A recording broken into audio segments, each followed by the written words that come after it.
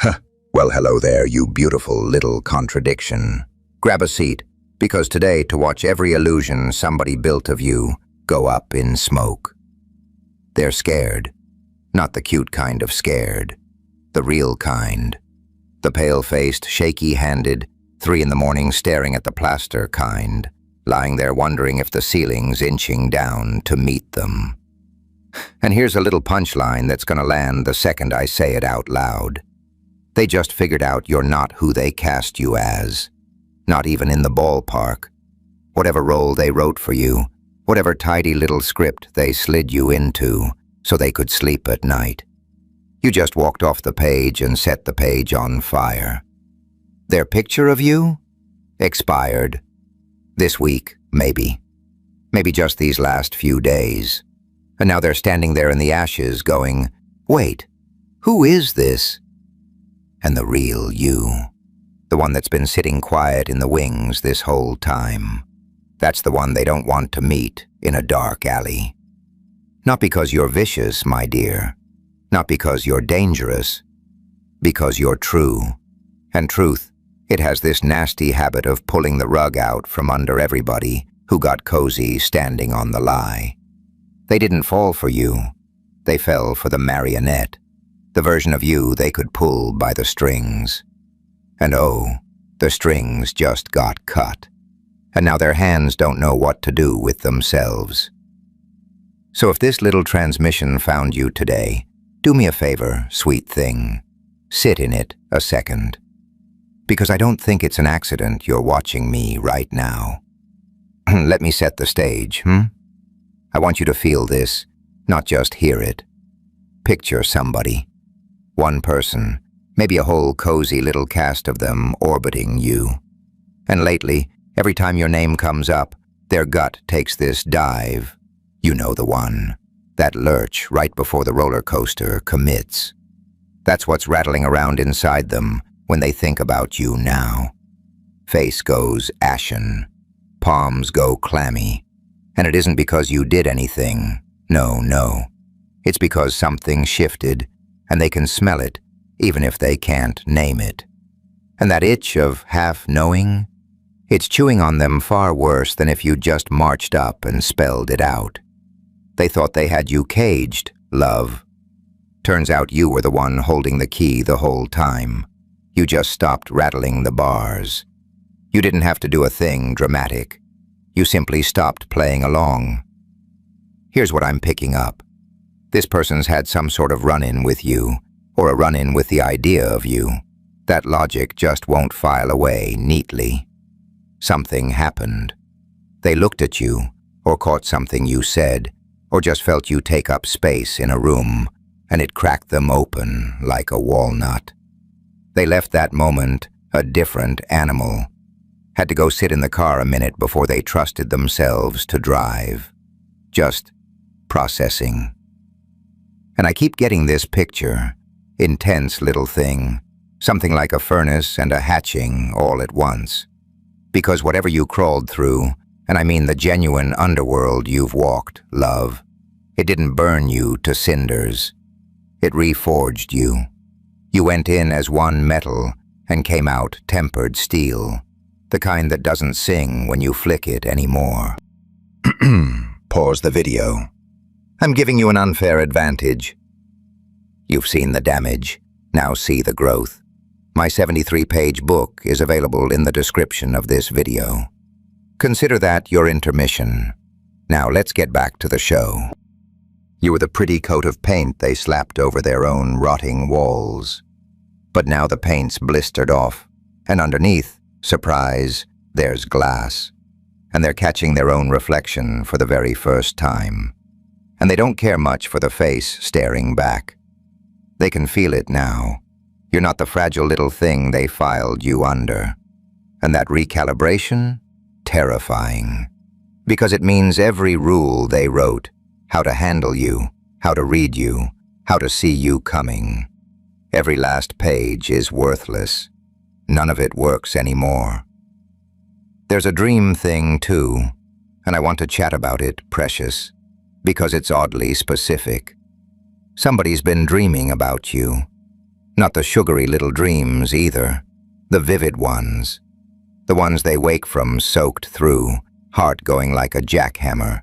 And for one whole second after their eyes crack open, they'd swear you were standing in the room. Like your presence stuck to the walls. And they lie there going, "What was that? Why did that feel realer than real?" And some of them, I'm not kidding, are half afraid to drift back off.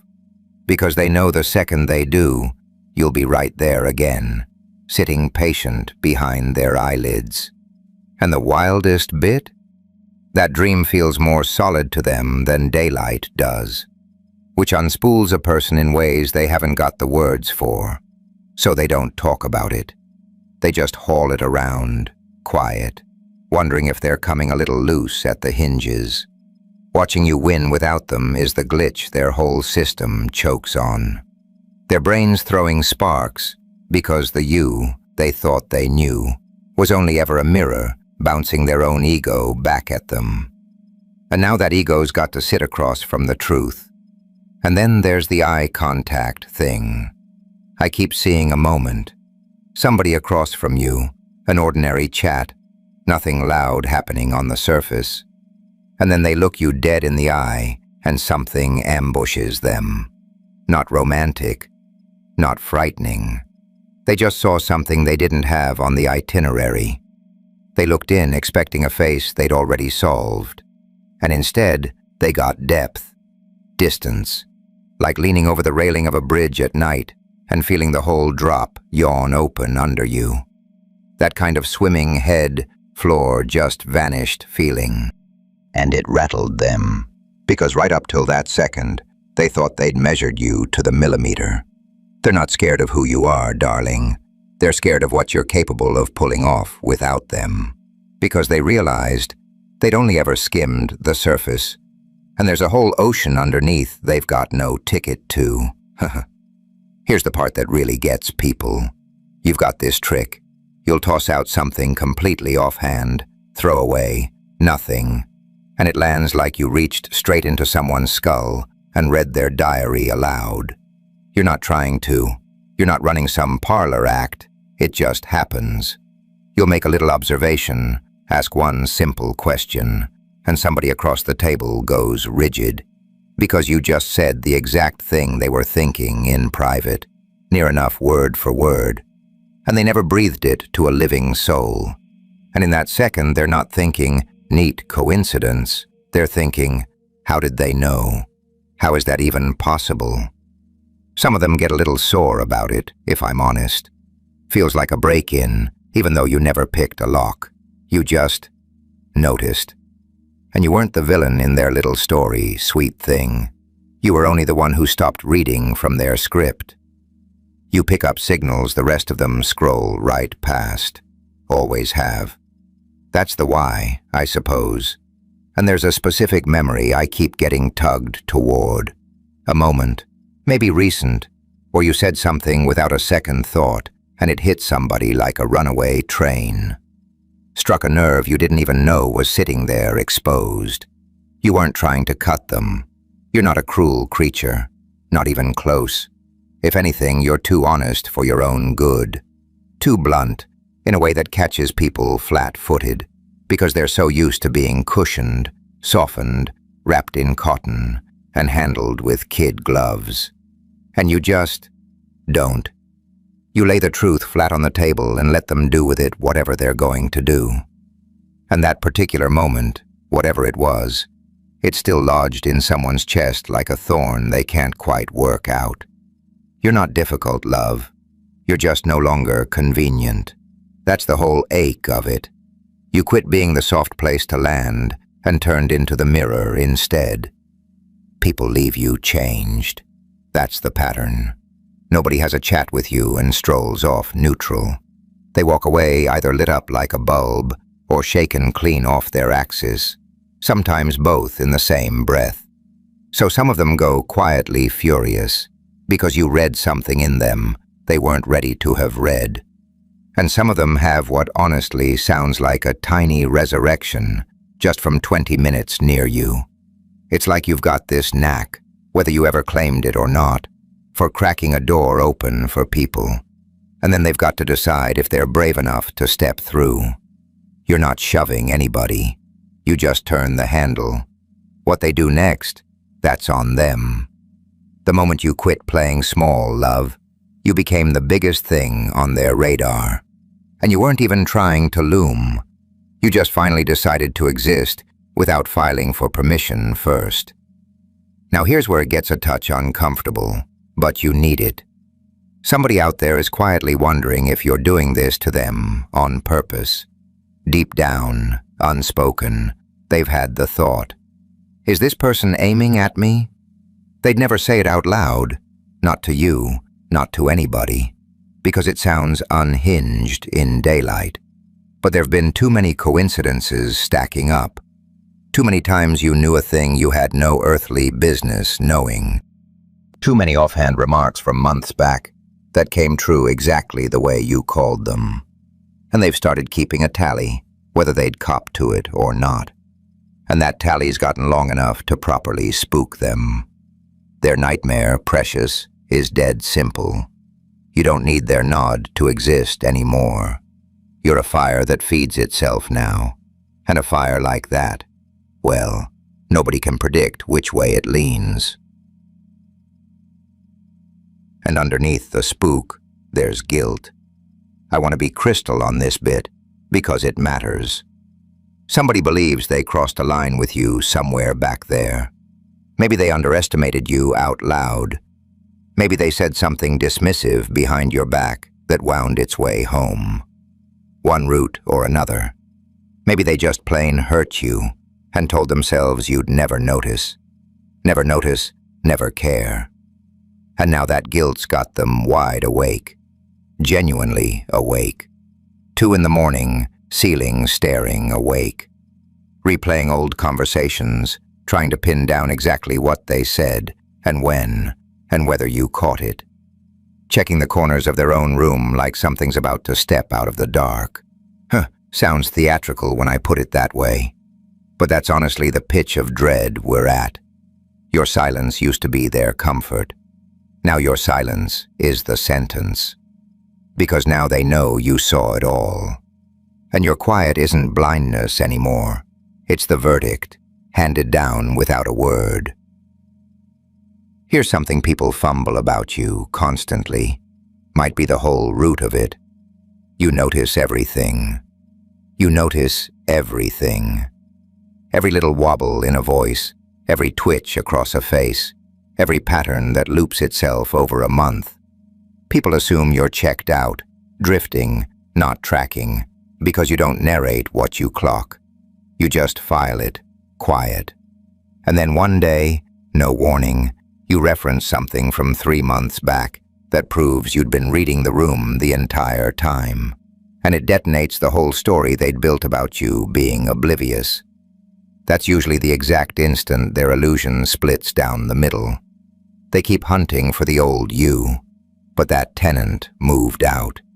They realize you were never not paying attention.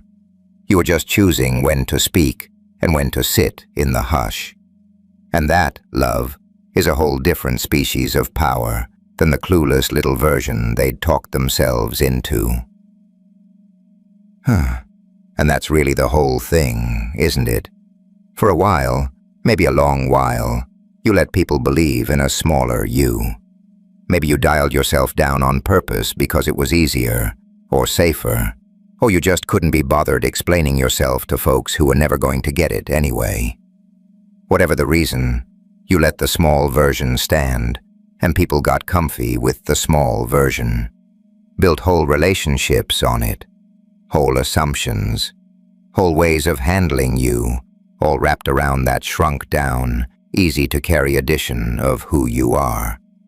They thought you were a bit part in their movie, Sweet Thing. You were the headline act in your own. But lately, and I really don't think it's a coincidence you landed on this particular broadcast tonight, you've stopped performing small. You're just being yourself, plain, unsoftened, no apologies attached. And that's exactly the shift that's caved their illusion in. It's not that you morphed into something new overnight. It's that you quit hiding the thing that was always there. And that thing, once it's out in the open, is an awful lot to sit across from if nobody warned you. That's the whole nightmare, if we're being honest. Not that you turned into a monster, that the real you was always more than they bargained for, and now they can't unsee it. They can't. So let's talk about your end, because this stopped being about them a while ago. Not really. You've got the reins on your own growth, the reins on your own healing. You've been through things, real things, hard things, the kind that could have easily whittled you down into something smaller and more bitter and locked up tight. And instead you came out the far side steadier, warmer even, in a strange way, but with edges now that weren't there before. Edges that don't say sorry for taking up space. That combination is a rare bird, and it's exactly why they can't stop circling you, thinking about you, dreaming about you, replaying old moments frame by frame. You're not trying to be unforgettable, love. You just are. Because you stopped shrinking, stopped performing, stopped apologizing. And here's a line I really want you to actually catch, not skim. You don't owe anybody a smaller version of yourself to keep them comfortable. The one who's scared right now. The one lying awake rerunning conversations. The one having those vivid, clammy dreams. That fear is theirs to sit with. Not a mess for you to clean up by folding yourself back down. You didn't do a thing wrong by showing up whole. You just quit babysitting their comfort at the expense of your own truth. And that's allowed. Yeah, that's really, really allowed. More than allowed, honestly. That's the whole point of everything you clawed through to get here. The illusion didn't just quietly expire. You killed it by simply standing in your own truth. And you've got every right to leave it lying right where it fell. I keep getting this picture of wings, actually. Big ones, strong ones, the kind built to punch through a storm, not just to look pretty in a portrait. Warrior stuff, but still soft where it counts. And the message stapled to that picture is dead simple. Fly as high as you please. Don't let anybody trim you down to a wingspan that suited their comfort, but left you smaller than you were built to be. Stay exactly who you are, even when, especially when, it unsettles the folks who preferred the easier addition of you. You were their safety net, precious. You turned into their alarm clock. They used to lean their whole reality on you, and now you've stepped out from under it and let them drop into their own truth. Some of you watching are going to feel a pull to go a little quiet right now, a little less social than usual. And let me say it plainly, that's fine. That's not you shrinking away in some sad little retreat. That's you banking your fuel while something inside you finishes settling into its new shape. Honor it, if it's happening. There's no rush to explain yourself to anybody, and absolutely no rush to play normal for people who haven't caught up to who you actually are yet. And for the people who hurt you, who underestimated you, who told themselves you'd never notice, well, never mind. Some of them are quietly clocking right about now that they didn't get away with it the way they figured. Not because anything nasty's stalking toward them. No, nothing like that. But because the truth's got this way of floating up eventually, whether anyone forces the surface or not. Things that have been sitting quiet under the water are about to break daylight soon. And when they do, you're going to understand a whole lot more clearly what was actually going on this whole time, versus the version you were handed. You'll probably feel a strong pull to cut contact with at least one person once that clarity clicks. And if that happens, trust it. Trust it. You don't need a big blowout to close the chapter. Sometimes you just quietly stop showing up. And that's the whole ending right there. They're terrified because the quiet one finally found their voice, and it came out sounding like a storm rolling in. And thunder, love, Thunder doesn't ask the sky for permission first. Mind what you're feeding that head of yours right now, too. This is a tender little window. If you're steeping in negativity, people, content, just the general racket you let in through the door, it's easy to get tuned to that frequency without clocking it. Clear a little room around yourself, on purpose. Not because you're fragile, precious, because you're in the middle of something that matters, and it deserves clean air to finish happening in. You're, underneath all of this, a healer in your own right. Somebody who's done the actual work on themselves, whether that came through quiet reflection, journaling, meditation, or just sheer stubborn refusal to let the hard stuff win. Some of you listening have genuinely fought your way through things. Trauma, anxiety, parents who used to run the whole show, and came out the other side noticeably lighter than you went in. That's not small. That's the actual bedrock everything else is standing on right now. People can feel groundedness. They just don't always know what they're feeling. So they slap a word on it. Intense, intimidating, scary, because those are easier to say than admitting they're standing next to somebody who did the work. So here's where this actually lands. Plain, no dressing it up. Somebody's illusion of you died. It genuinely died. This week, this month, whenever it happened for you specifically. And what's stepping into the empty seat is the real thing. The version of you that survived what needed surviving and didn't come out the smaller for it. That version was never for the people who only ever wanted the easy, manageable edition of you. It was always going to be a lot for them, eventually. That's not a flaw in you, sweet thing. That's just what happens when somebody finally stops hiding. You don't need to soften this. You don't need to explain yourself to the ones who are scared. Let them stew in it.